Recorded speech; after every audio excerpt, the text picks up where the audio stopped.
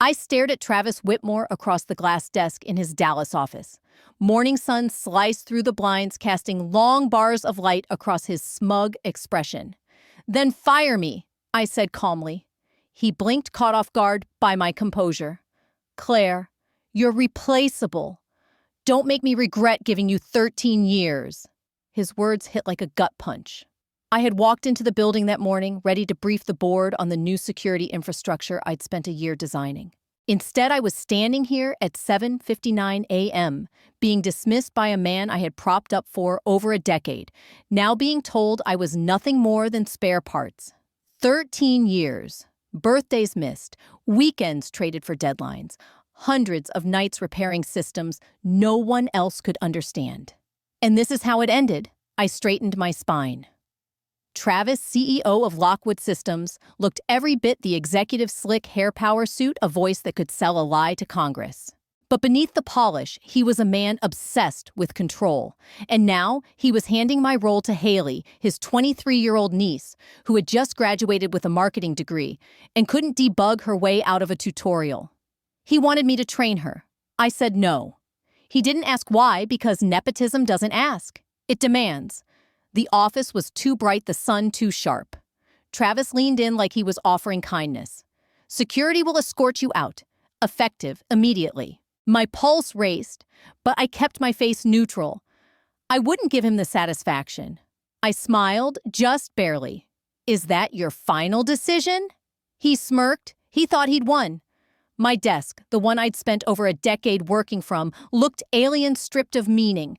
I lowered an empty cardboard box onto the surface and began packing. Slowly, intentionally. My favorite black pen. A pile of handwritten system notes. The chipped coffee mug with Lockwood's fading logo. Around me, whispers rippled through the open floor. Colleagues pretending to work, casting glances they thought I wouldn't notice. Some looked away. Others held my gaze silent with guilt. Let them whisper. They didn't know what I still held. And neither did Travis. Their pity burned like acid. "Can you believe it?" someone whispered behind the frosted partition. After everything she did for Lockwood, I pretended not to hear. Pretended I didn't feel the knife of humiliation sliding deeper with every sideways glance. Across the floor, Travis's voice cut through the tension, cold mechanical. "Terminate her access within the hour. Wipe every credential." Security nodded. Already typing. My digital existence inside Lockwood Systems began to vanish in real time. Files, permissions, 13 years of architecture reduced to a blinking cursor. I kept packing, silent, steady, my face expressionless. But my heart, it thundered like it was trying to outrun everything. There was no space for rage, not yet. Rage was messy. I didn't do messy. I did quiet. I did precision. As I placed the last framed photo in the box, my fingers brushed something cool at the back of the bottom drawer. A small matte black USB. I picked it up like it was nothing. Casual. But my pulse betrayed me. It buzzed against my skin with secrets. Inside were the root keys, the unlisted scripts, the original scaffolding of Sentinel Core, the project Lockwood built its billion-dollar reputation on. They didn't know the final layer existed. Not even Travis. I slipped it into my blazer pocket, calm as if I were pocketing spare change. The box, my heart, my next breath all heavy with restraint. I stood. The room felt colder now. The whispers had faded. I walked to the exit without looking back. If anyone saw the steel in my eyes, no one said a word. But I felt it, the shift. This wasn't an ending. This was an opening move. Traffic dragged along McKinney Avenue horns, blaring, but I barely heard it. The city moved like it always had. Coffee carts, steaming pedestrians, hustling across intersections, office towers reflecting the Texas sun. But to me, everything had changed. I gripped the wheel tighter. The cardboard box slid across the passenger seat with every turn. Inside were fragments of a life, the chipped mug, worn-out notebooks, the pens I'd used to sign years away. The silence pressed against me, thick and brutal. Not just humiliation, betrayal, 13 years. Weekends gone. Family events missed. All traded for promises. Equity advancement security. Now, just ash. My phone buzzed against the console. A message from Dallas Medical Center. Claire, your father's treatment estimate has been updated. Please confirm payment options. I stared at the screen. My throat tightened, and suddenly I remembered exactly why I couldn't afford to lose. I had been carrying that weight quietly for months. The prescriptions, the specialists, the never-ending bills. Every extra hour I poured into Lockwood Systems was supposed to ensure my father never had to worry about treatment. And now Travis had ripped that future away in under 5 minutes. Anger flared so hot it blurred my vision. For a moment, I imagined slamming my fists against the wheel, screaming into the leather-wrapped silence of the car. But rage solves nothing. Rage is loud, and I don't do loud. I turned down a side street near Turtle Creek, killed the engine, and flipped open my laptop. My fingers steadied. My breath slowed into a rhythm I knew well, the rhythm of control. Within seconds, the secure admin portal came to life, glowing dimly against the dash. Username, auth token, biometric scan. Each piece locked into place like tumblers in a safe. Then, access. Lines of code unfolded across the screen. Familiar, precise. A world that still belonged to me. Sentinel Core. My design, my logic, my silent defenses. Lockwood may have held the servers, but the soul, the framework, the kill switches, those lived in me. Especially Layer 17, the one no one knew existed but me. I traced the edge of the matte black USB in my blazer pocket. Its weight pressed like a secret heartbeat. Inside was the root command, the quiet king on the chessboard. Travis thought he ended the game this morning. He didn't even know it had started. A new message pinged, this one from the Lockwood board. 9:15 a.m. Live demo with Vanguard Capital. Confirm full system integrity. I almost laughed. Let them try without me. Sentinel Core wasn't a product. It was a vault, and I held the only key. For the first time since 7:59 a.m., clarity sliced through the fog. Not sadness, not fear, purpose. They took my title. They took my seat. But the one thing they couldn't touch, the system they needed most, still mine. The only light in the car came from the laptop. Outside, Dallas surged coffee carts, traffic commuters with phones in one hand and lattes in the other. But inside, only silence. And the deliberate click of keys, the admin portal unfolded like a blueprint. Line by line, I saw it again. My structure, my code, my signature. They thought firing me erased my fingerprints. They couldn't have been more wrong. I navigated the console with the kind of precision born from obsession.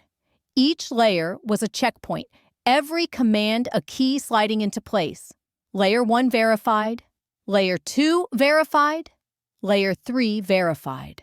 I exhaled slowly as the progress bar climbed. Each successful ping felt like blood returning to numb limbs. By Layer 11, my fingers hovered over the keys. A strange calm swept in, the kind that visits right before the storm hits. This wasn't about revenge anymore. It was reclamation. It was survival.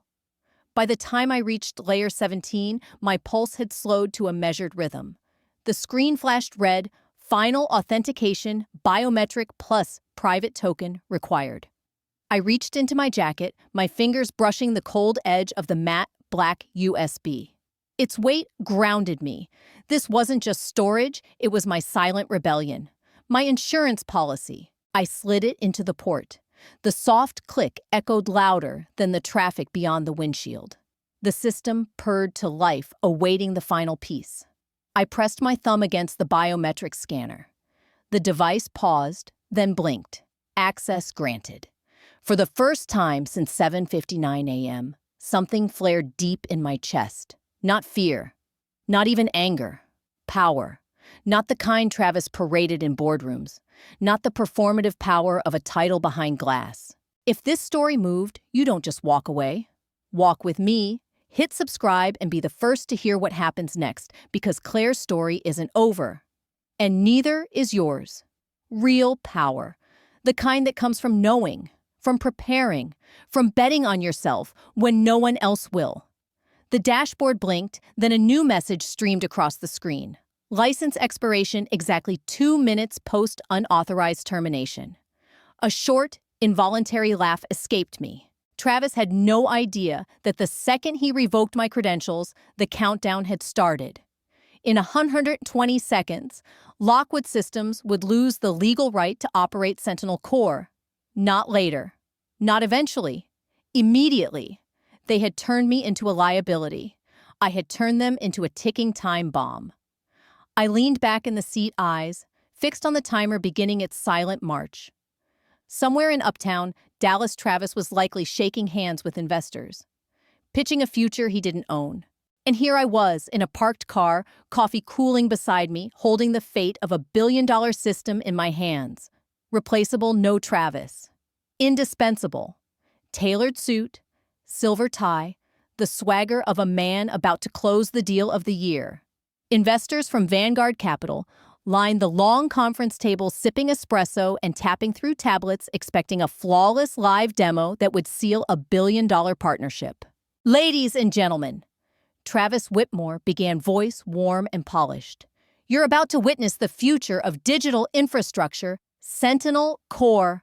Polite applause echoed around the boardroom as Travis gave a subtle nod to the lead engineer. Screens flickered to life with Lockwood's signature interface. Fingers moved fast across keyboards, initializing the launch sequence. For a few seconds, everything looked perfect. Then it hit. Authentication required. Architect biometric verification missing. The warning glared across every screen in bold red. The lead engineer froze. A second message appeared. Access locked. Contact system architect. A ripple of tension cut through the room. Investors sat up straighter, brows furrowed. Travis's smile hardened. Reset and rerun, he ordered. They tried once, twice, 3 times. The same message. In the corner, Haley, dressed like she was prepping for a photo shoot, shifted in her seat. Her lip gloss glinted, but she didn't speak. Is there a problem? Asked one of the investors, his voice smooth but edged with suspicion. Just a minor glitch, Travis replied quickly, his tone coated in charm. But the vein at his temple pulsed with panic. Behind the calm exterior, he was spiraling. He yanked out his phone, jabbing at the screen with urgency. Half a mile away, I sat in a quiet cafe near Clyde Warren Park, watching steam curl from my coffee. Around me, life moved as usual, keyboards clicking, silverware clinking. But my world had narrowed to a single screen. Authentication, lock, active. My phone buzzed against the table. Travis! I let it ring twice, then answered. You've crossed a line, he snapped. This is IP theft, Claire. I'll bury you in litigation. I stirred my coffee, letting the silence stretch. Then I answered, calm, as the latte art fading in my cup.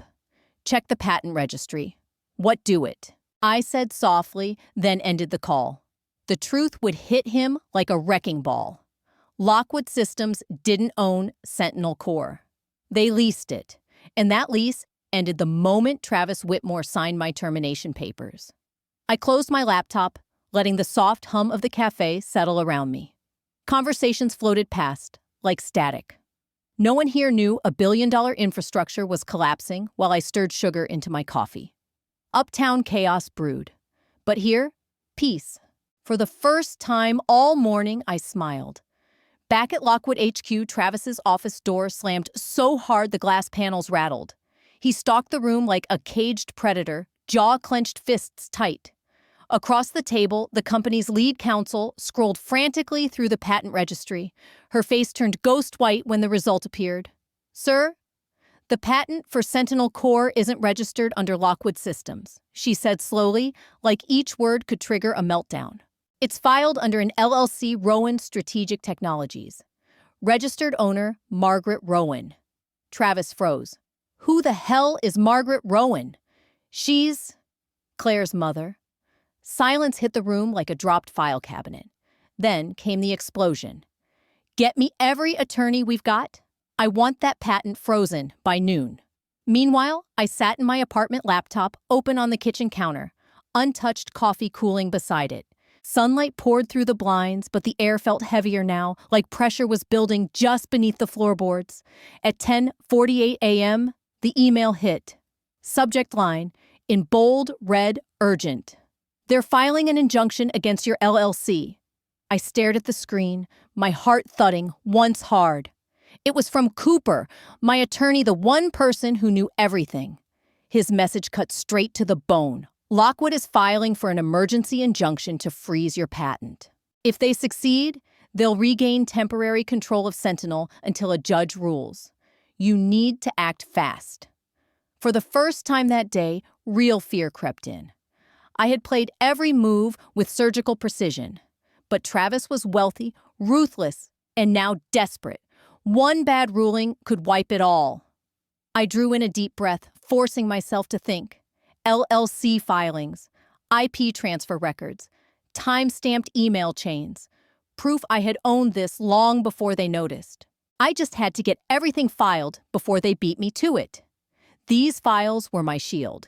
If I could organize and submit everything before Lockwood's emergency motion hit the docket, I might hold the line.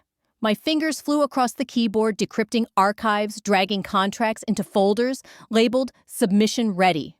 Cooper's name lit up on my phone. I answered on the first ring. They're going to claim breach of fiduciary duty, he said immediately. We counter with proof the LLC predates the Lockwood licensing agreement. Get me that timeline now. I ended the call pulse thudding as I typed. Outside, a siren wailed down Ross Avenue. Inside, only the tap of keys and my breath shallow and sharp. This wasn't revenge anymore. This was survival. Mine and my mother's. And if Travis wanted a war, he just picked the wrong battlefield. Back at Lockwood HQ, the boardroom doors swung open with theatrical flair as Travis Whitmore strode in his hand, resting proudly on Haley's shoulder, like she was some secret weapon, not the ticking liability she was. Her blazer sparkled under the LED lights. Her smile was polished posture perfect. In one manicured hand, she held her phone like it was a spotlight. "Gentlemen," Travis announced, voice louder than his confidence could justify, "allow me to introduce the future face of innovation at Lockwood, Haley Whitmore." Investors shifted. Cameras turned. A few reporters in the back raised their eyebrows, but Travis didn't flinch. He needed a win. This was his Hail Mary. Haley strutted to the console like she was opening a fashion show. Her heels echoed across the polished floor. She leaned forward, propping her phone against a carafe of lukewarm coffee. Just sharing a behind-the-scenes peek, she chirped, oblivious to the tension twisting around her. The red light blinked to life. The live stream had begun. "Go ahead," Haley Travis urged, teeth too tight behind his smile. "Show them how seamless Sentinel Core really is."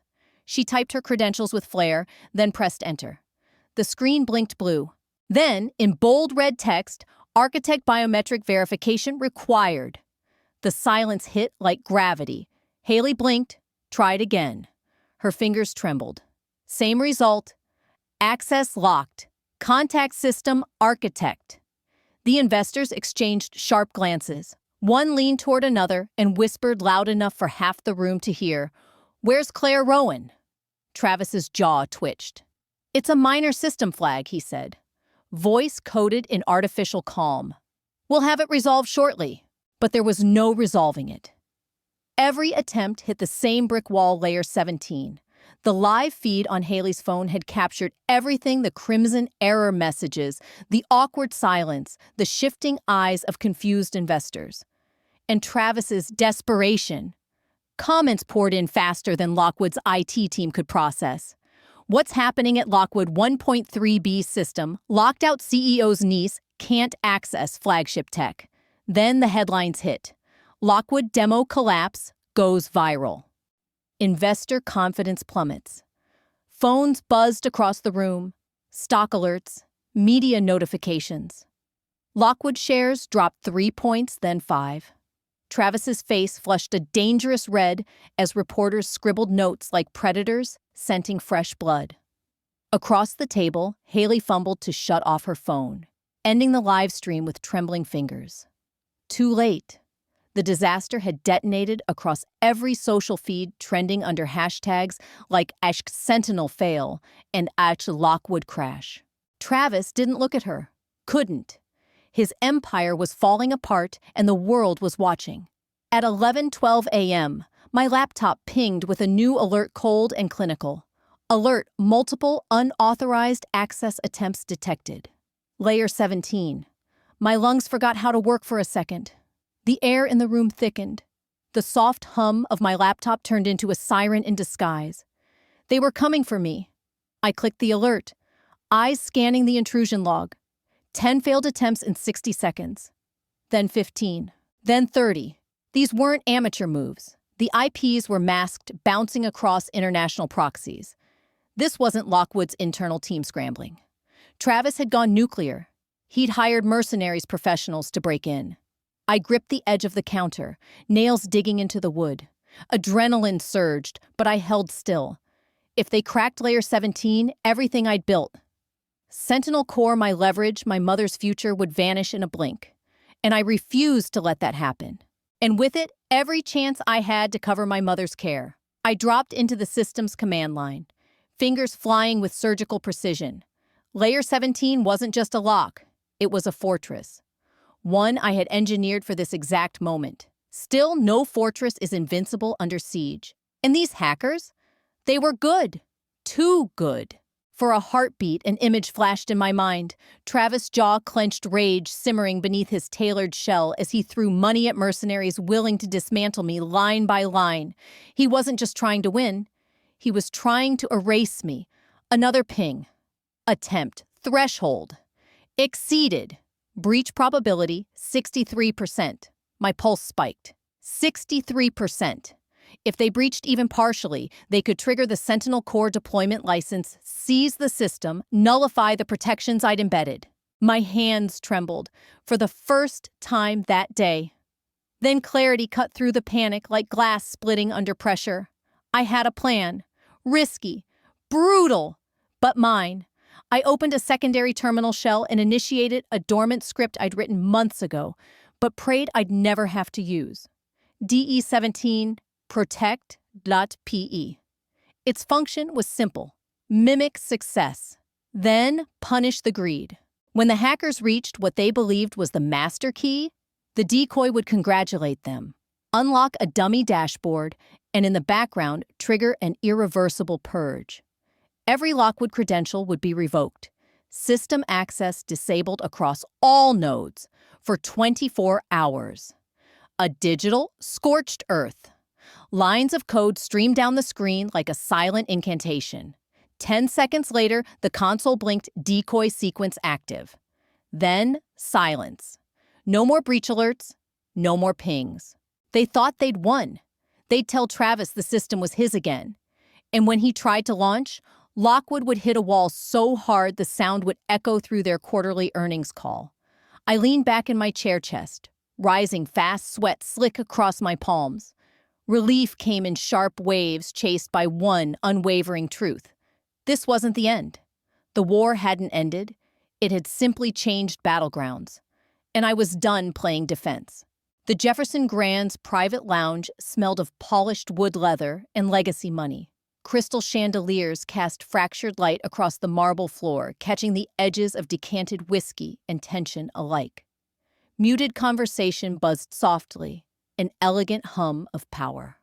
My pulse thudded as I approached the back corner, where two men in sharp suits flanked a woman with a presence like glass clear cold and impossible to ignore. "Ms. Rowan," she greeted, extending a hand with a single platinum band. "I'm Evelyn Knox."